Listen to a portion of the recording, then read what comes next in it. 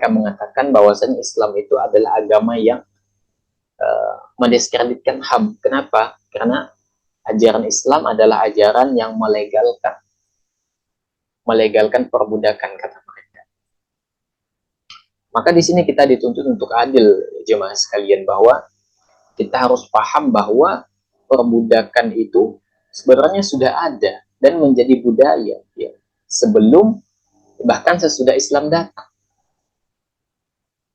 Ya, bahkan kalau kita mau membaca sejarah ya bangsa Eropa ya, orang-orang Barat, sebuah pulau itu sampai kosong karena penduduknya itu diambil untuk dijadikan budak. Bahkan orang Eropa itu ya, ketika mereka membangun sebuah koloni baru ya, kemudian mereka mendatangkan pekerja, mendatangkan budak dari Afrika ya.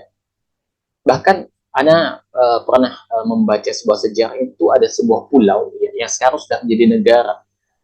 Qadarullah ada terlupa nama pulaunya.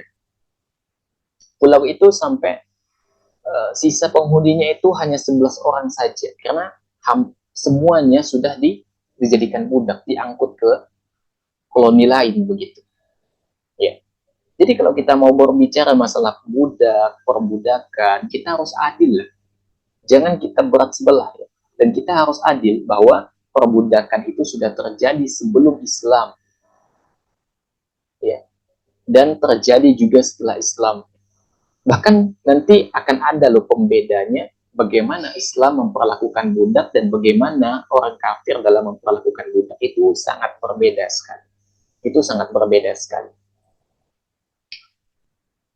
Nah, Syekh Abu Bakar bin Jabir Al-Jazairi rahimahullahu taala mengatakan bahwa perbudakan itu sudah dikenal manusia sejak beribu-ribu tahun lalu dan telah dijumpai di kalangan bangsa kuno seperti di Mesir, seperti di Cina, di India, di Yunani, di Romawi, dan juga disebutkan di kitab-kitab Samawi sebelumnya seperti dalam Taurat dan Injil. Ini disebutkan oleh Syekh dalam kitab beliau Minhajul Muslim.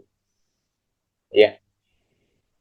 Jadi sudah ada perbudakan itu ya, sesuatu yang sudah ada jauh beribu-ribu tahun sebelum Islam datang. Ya.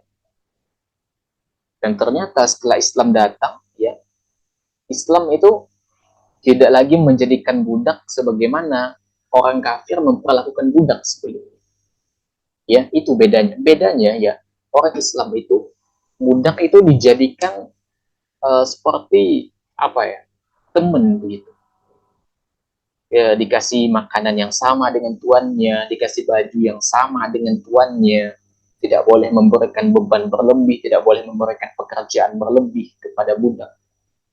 Tapi beda halnya ketika yang dilakukan oleh orang kafir, ya, mereka akan memporsir, ya, mereka akan memanfaatkan tenaga budak itu sampai pada titik penghabisan, sampai pada titik darah penghabisan. Bahkan makanan mereka itu beda dengan tuan.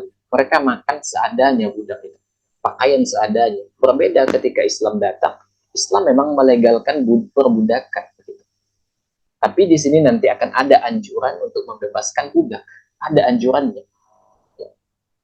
Dan perlakuan yang diperintahkan oleh Islam kepada budak dan perlakuan yang dilakukan oleh orang kafir kepada budak itu sangat jauh sekali, seperti langit dan bumi. Ya. Jadi dalam Islam itu kan diperintahkan memperlakukan budak seperti keluarga sendiri. Ya. Bagaimana sahabat Nabi alaihi salatu wasallam diantaranya ya, nanti akan kita jelas ceritakan ketika dijemput oleh ayahnya dari Rasul SAW, dikasih pilihan mau tetap bersama Rasul atau pulang bersama ayah. Ternyata sahabat itu tetap ingin bersama Rasul Sallallahu Alaihi Wasallam. Padahal status beliau sebagai budak Nabi Sallallahu Alaihi Wasallam. Bayangkan kalau dia memilih, ya, dia bisa pulang dengan ayahnya, hidupnya lebih enak begitu, ya, bebas.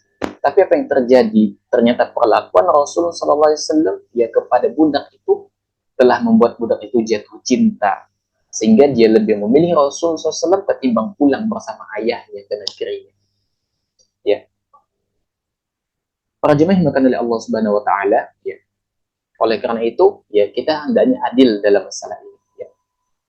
Justru perlakuan yang buruk kepada budak itu, ya, dilakukan oleh orang yang berada di luar Islam, sedangkan orang Islam sendiri memperlakukan budak selayaknya keluarga sendiri, begitu.